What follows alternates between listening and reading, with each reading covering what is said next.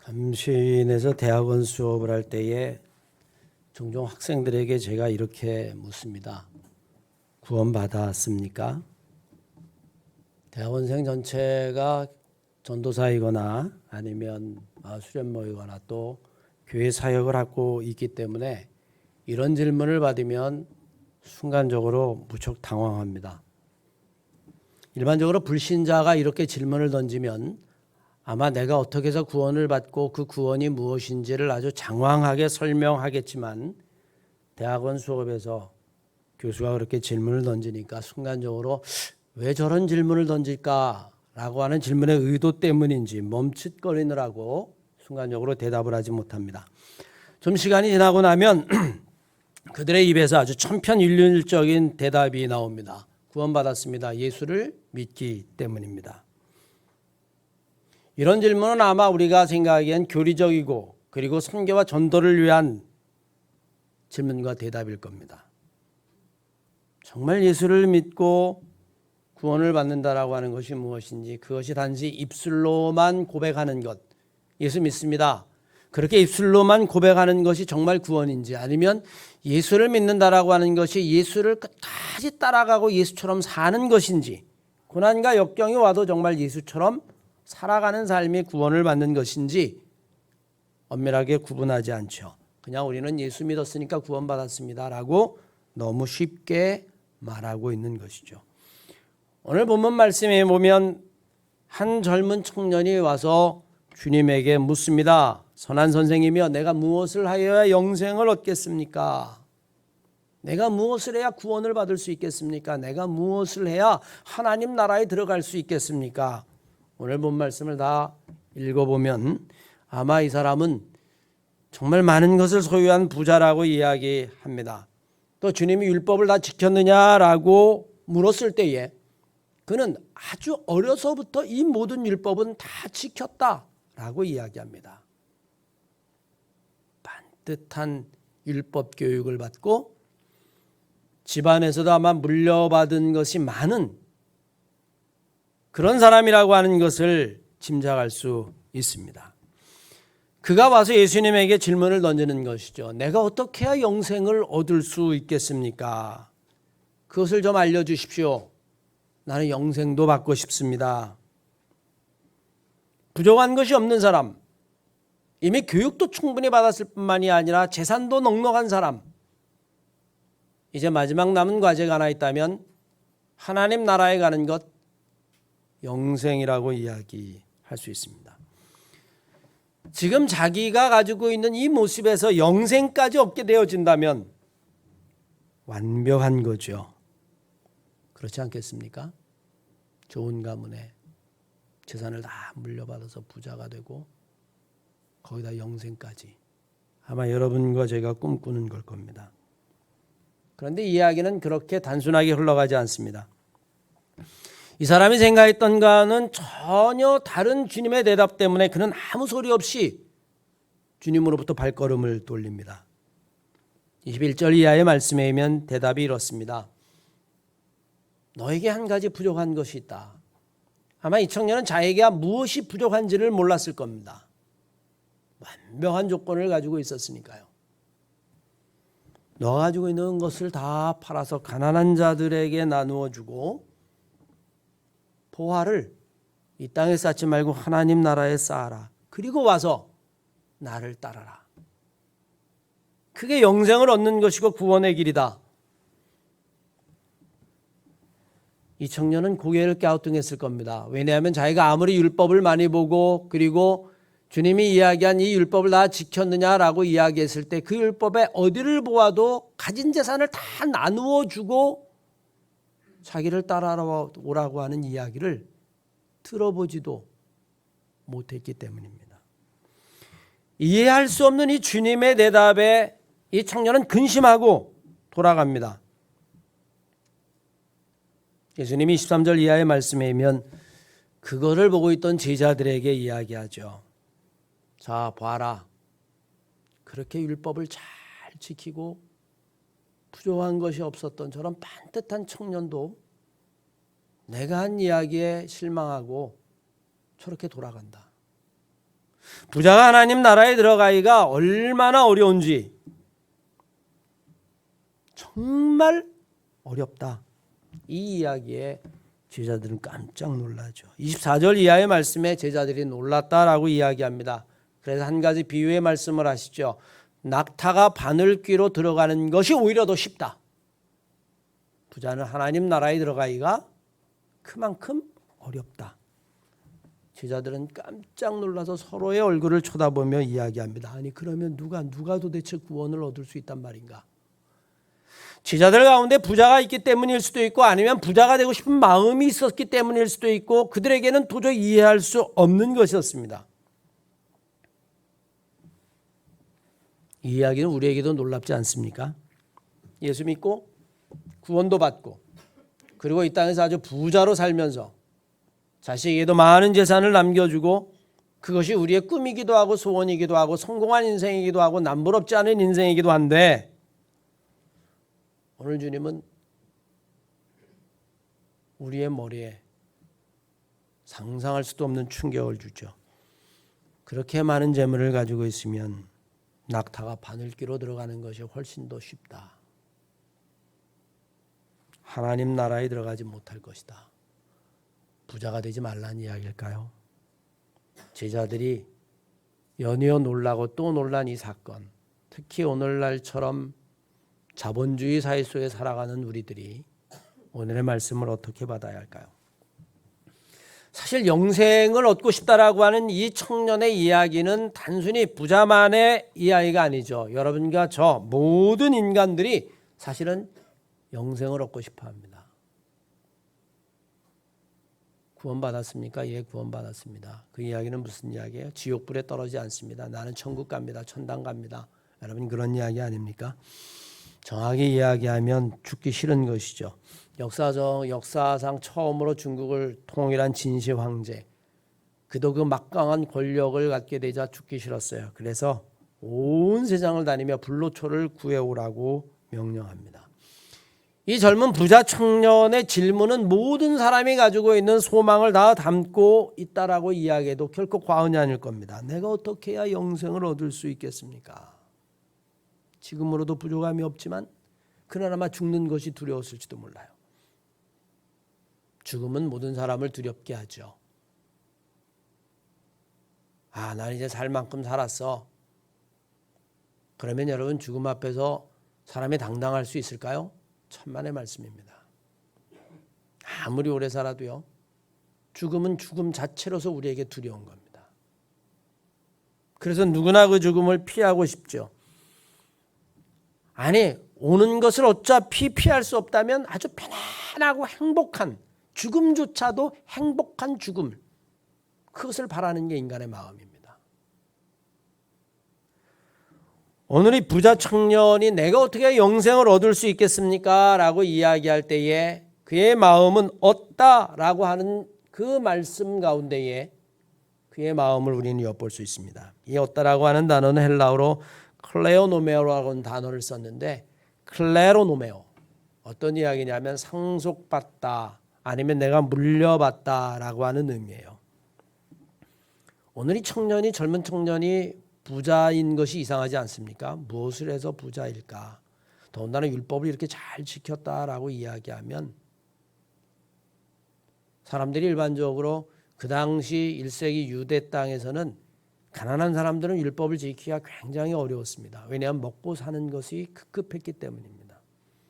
그런데도 이 청년은 율법을 잘 지킨 것으로 미뤄볼 때의 주석가들은 굉장한 재력을 부모로부터 물려받았을 것이다 라고 하는데 의견이 없어요.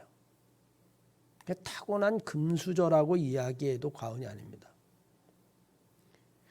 그가 주님에게 와서 클레로노메오라고 하는 단어를 쓰며 내가 어떻게 영생을 얻을 수 있겠습니까? 라고 하는 이유는 연속선상에서 바라보면 내가 어떻게 해야 그 하나님의 나라를 물려받을 수 있겠습니까? 라고 하는 이야기와 별반 다르지 않습니다.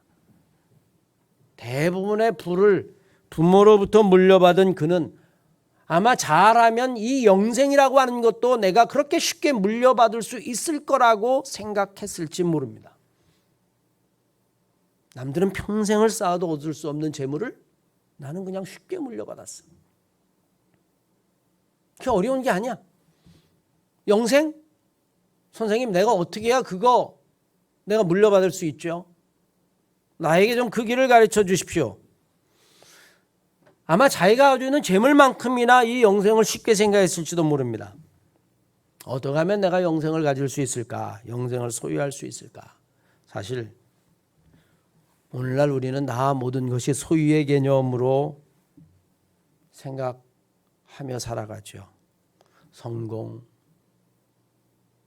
최고가 된다는 것, 1등, 명품, 집, 차, 옷 다 여러분 가져야 그걸 소유해야만 그 사람은 성공했다라고 이야기할 겁니다. 이것은 신앙이 있거나 없거나 마찬가지인 것 같아요.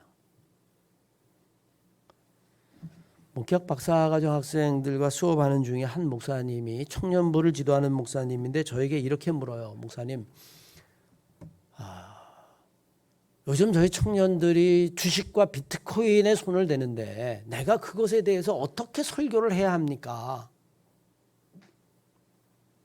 전 또 그런 질문을 받아보기는 정말 처음인 것 같아요. 월급만 성실히 모아가지고는 아니면 아르바이트만 성실히 해가지고는 평생 방 한 칸을 얻을 수 없는 것이 우리의 현실인데 적어도 지금 60세 이상 되는 분들은 그러지 않았습니까? 열심히 평생 직장, 그래서 꼬박꼬박 은행에 저축하고 그래서 그것 가지고 집 사고 좀 불려가고 이런 인생을 살았는데 지금 젊은이들은 그런 인생을 사지 않는다는 거예요. 그래서 신앙 있고 열심인데도 불구하고 청년회장인데도 불구하고 주식과 비트코인을 하는데 어떻게 이야기를 해야만 합니까? 그저 무조건 재물을 탐하지 말아라 라고 이야기한다면 그것은 세상에서 낙오하는 사람이라고 찍히는 것과 다름이 없는데 그렇다고 비트코인과 주식이 많이 오르게 해달라고 기도해 줄 수도 없고 정말 난감합니다. 저도 뾰족한 대답이 있는 것은 아니죠. 예수님은 어떻게 대답하셨을까요? 모르겠습니다.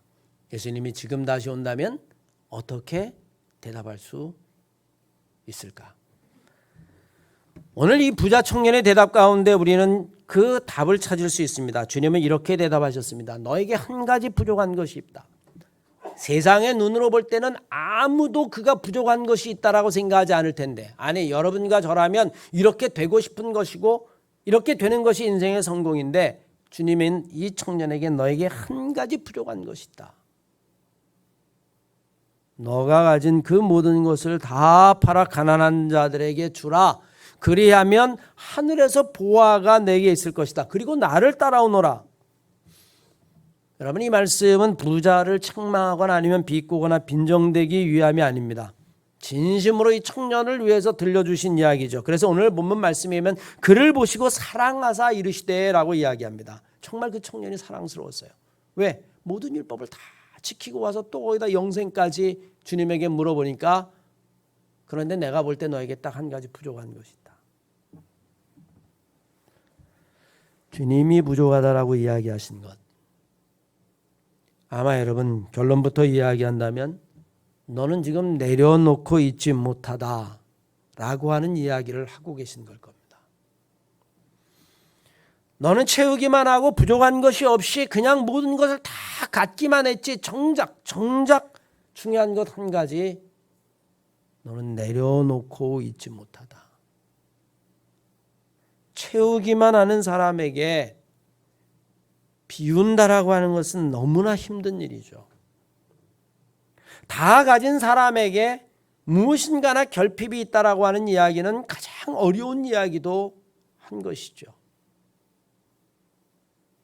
늘 1등만 하던 사람이 모든 것을 다 차지만 하던 사람이 양보한다라고 하는 것은 너무나 어려운 겁니다.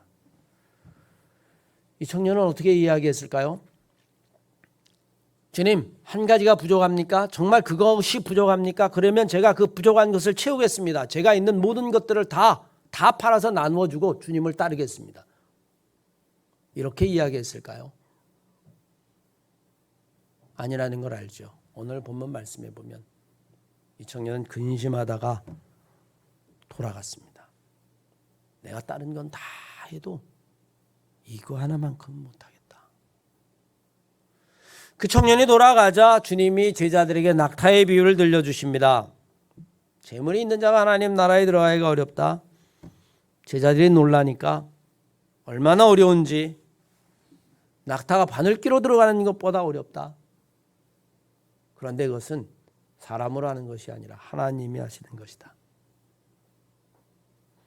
여러분, 낙타가 바늘귀로 들어가려고 하면 어떻게 해야 할까요? 바늘귀만큼 작아져야만 합니다. 아마 이 이야기는 부자 청년에게 들려주고 싶었던 주님의 이야기는 너에게 부족한 것이 하나 있는데 그것을 다 내려놓을 수 있겠느냐? 너가 가지고 있는 그 모든 것들을 다 내려놓을 수 있겠느냐라고 하는 것을 묻는 것이고, 이건 부자 청년에게만 묻는 것이 아니라 오늘날 자본주의 사회 속에서 살아가는 우리를 향하여 던지는 질문이기도 하고, 우리가 정말 하나님 앞에 구원을 이야기한다면 우리는 이 이야기를 진지하게 묵상하고 생각해야만 합니다. 신앙으로 생각한다면 우리는 내려놓는 영적인 훈련이 우리에게 필요하다라고 하는 이야기고, 내려놓는 것이 하나님 나라에 들어가는 비결이라고 하는 사실을 우리는 분명히 알아야만 합니다. 하나님의 나라는 내가 무엇을 행해서, 내가 1등을 해서, 아니면 내가 많은 것을 가져서, 내가 다른 사람들보다 더 우월하니까, 내가 다른 사람보다 성공했으니까, 하나님의 나라는 선착순이니까, 그래서 내가 가장 앞섰으니까 들어갈 수 있는 나라가 결코 아니라고 하는 이야기죠. 하나님의 나라는 오히려 나를 비울 때에 비로소 하나님이 우리에게 주시는 은혜의 나라이지, 내가 잘나서 똑똑해서 재물이 많아서 성공해서 출세해서 그러니 하나님의 나라도 내가 1등으로 들어갈 거고 나밖에 하나님 나라에 들어갈 수 있는 사람이 없다. 하나님의 나라는 결코 그런 나라가 아닙니다. 우리가 그냥 쉽게 생각해 봐도 알 수 있어요. 하나님 나라에 들어가려고 한다면 우리가 무엇을 가지고 갈 수 있을까요? 돈을 가지고 갈 수 있을까요? 권력을 가지고 갈 수 있을까요? 명예를 가지고 하나님 나라에 가서 나는 대통령입니다. 나는 세상의 최고의 재벌입니다. 그러면 하나님 나라에서 문 활짝 열어주고 어서 오십시오 여러분 그럴까요? 그런 하나님 나라 여러분 들어가고 싶으십니까? 절대로 하나님 나라가 그런 나라가 아니라는 사실은 여러분들도 저들도 이미 저도 알고 있습니다. 이 시대의 성공의 아이콘이라고 이야기한 스티브 잡스가 췌장암으로 젊은 나이에 50을 간 넘기면서 그가 유명을 달리했죠. 그런 삶의 마지막에서 이렇게 이야기합니다. 수조 원이 넘는 그 내가 평생 벌어놓은 그 돈, 나는 그거를 가져갈 도리가 없다. 나는 죽음의 문턱에서 내가 가져갈 수 있는 것이 있다면 오직 하나, 사랑으로 점철된 추억뿐이다. 그거 하나만 내가 가슴에 품고 간다. 이것이야말로 진정한 부고, 이것이야말로 진정한 재산이고, 이것이야말로 우리를 따라오고 동행하며 우리가 인생을 살아야 될 빛이고 힘이다. 그는 계속해서 말하죠. 이제야 내가 깨닫는 것 하나, 평생 굶지 않을 정도의 부만 있다면 우리는 더 이상 돈 버는 일에 집중해서는 안 되고, 그것과는 상관이 없는 다른 일에 우리의 마음을 써야 한다. 그거는 돈보다 중요한 그 무엇인가가 되어야 한다. 그것은 인간관계일 수도 있고 예술일 수도 있고 젊었을 때 꿈일 수도 있고, 그러면서 여러분 이렇게 이야기해요.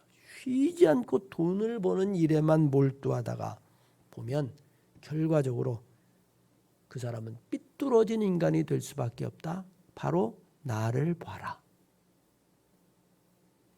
나처럼 삐뚤어진 인간이 될 수밖에 없다. 그러나 아마 인생의 마지막 순간에 성경이 말하는 진리를 마음속에 깨달았을지도 모릅니다. 왜? 잠언 30장 7절 이하의 말씀에 보면 솔로몬이 이렇게 기도해요. 하나님, 나에게 딱 두 가지를 내가 하나님 앞에 구하오니 하나님 내게 이 두 가지만큼은 내게 허락해 주시옵소서. 첫째, 내 인생에서 허탄과 거짓말이 떠나게 해주시옵소서. 왜? 하나님은 절대로 허탄과 거짓말하고 동행할 수 없으니까. 내 인생에서 그것만큼은 떠나게 해주시옵소서.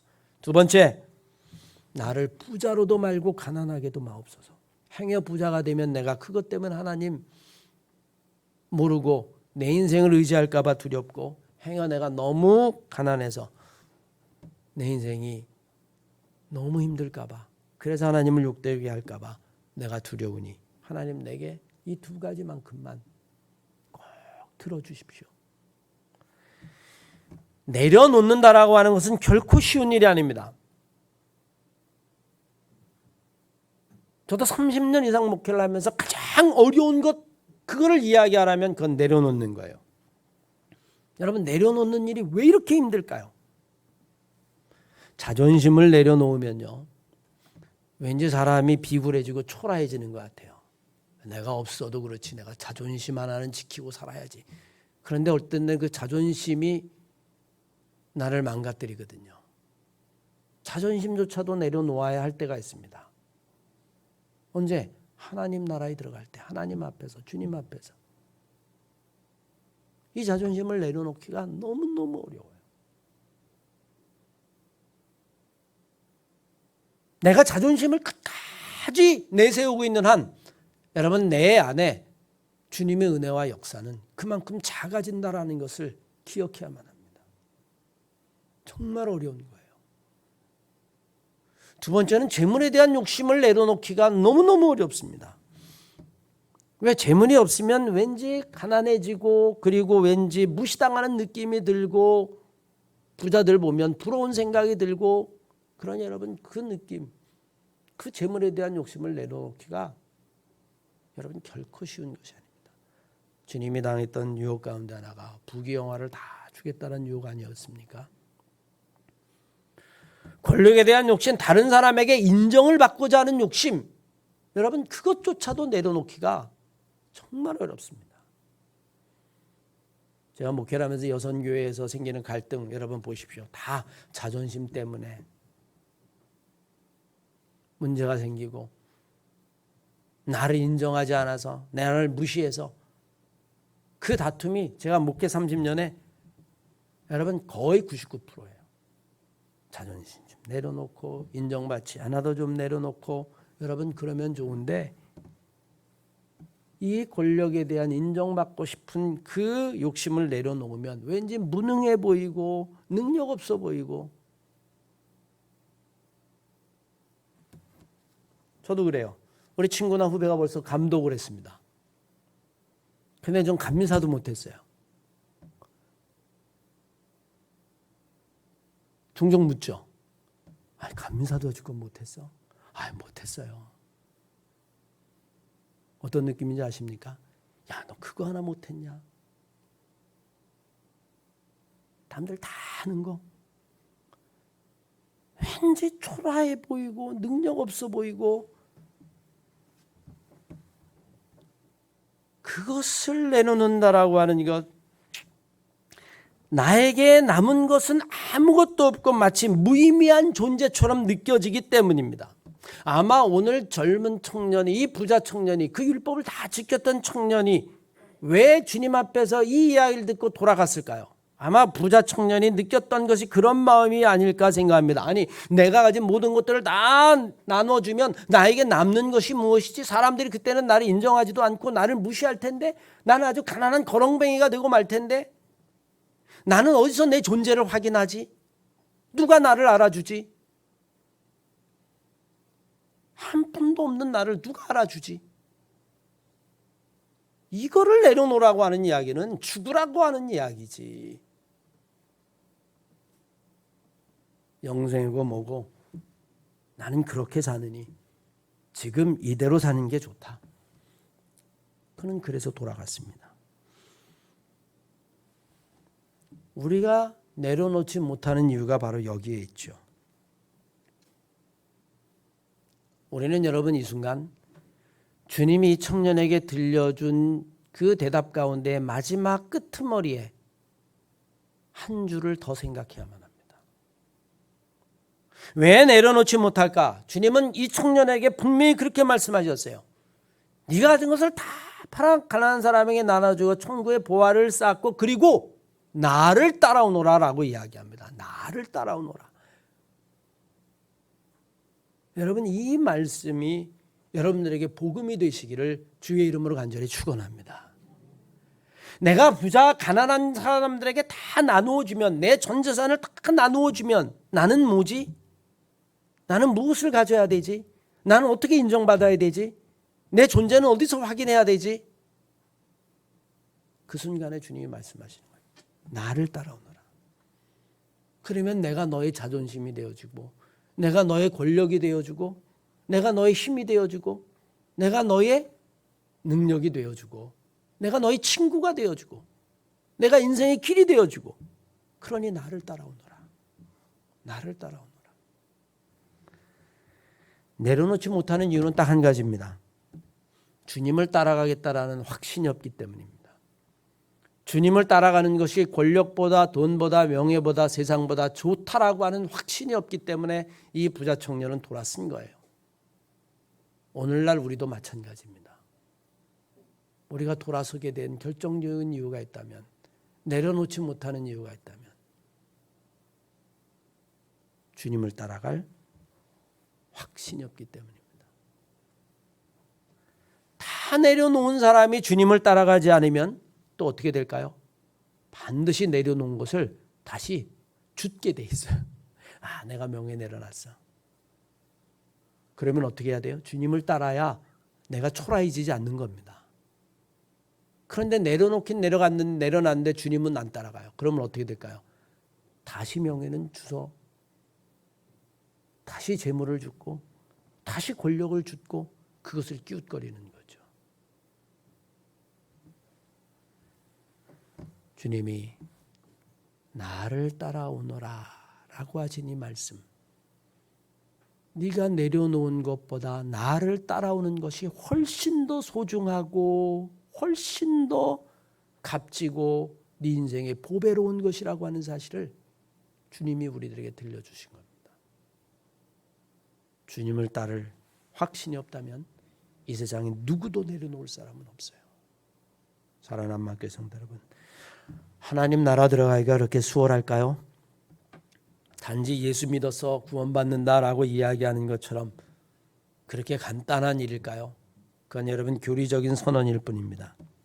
우리에게 진정한 구원은 단순히 머릿속으로 나 예수 믿었습니다라고 입술로 앵무새같이 쫑알거리는 데에 구원의 길이 있지 않아요. 어쩌면 우리는 내려놓을 곳을 내려놓고, 그리고 그 모든 것보다 더 소중하게 주님을 붙잡고 나아갈 수 있을 때에, 그때에 여러분과 저에게 구원의 문이 열리고 하나님의 나라가 임하게 될 겁니다. 우리 한마음교회 성도들이 다 그런 복을 누리시기를 주의 이름으로 간절히 축원합니다.